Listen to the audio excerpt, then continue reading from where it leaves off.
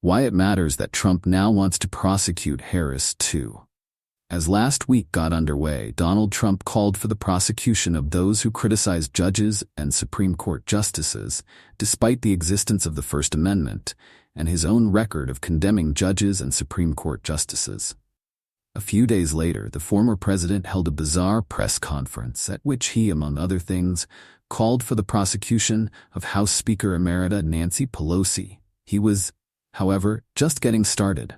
On Friday, the Republican also called for Google to be criminally prosecuted in response to some odd new conspiracy theory. On Saturday, Trump reiterated an earlier threat to prosecute those he believes cheated in the 2024 elections.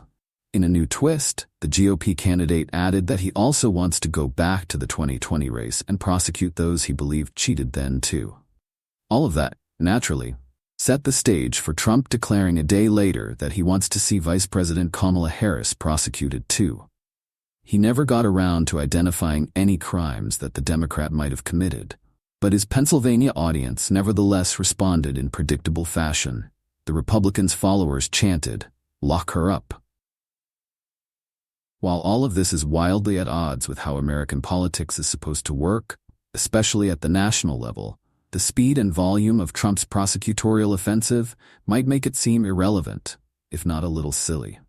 Indeed, at first blush, we appear to be dealing with a White House hopeful who makes new calls for criminal charges against assorted foes on a nearly daily basis.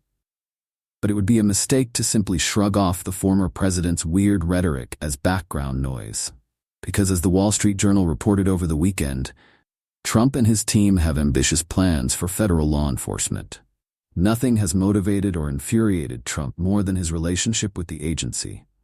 He is determined to remake it in ways that excite firebrands in his base, by replacing career employees with loyalists, by ordering investigations into those who have prosecuted him, and by enlisting the Justice Department on the conservative side of the latest culture wars.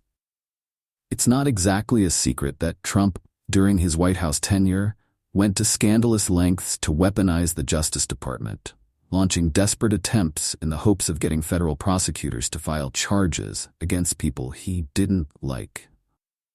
But there's every reason to believe a second Trump term would be vastly worse, in large, because he and his team now know how and why their weaponization efforts fell short the first time.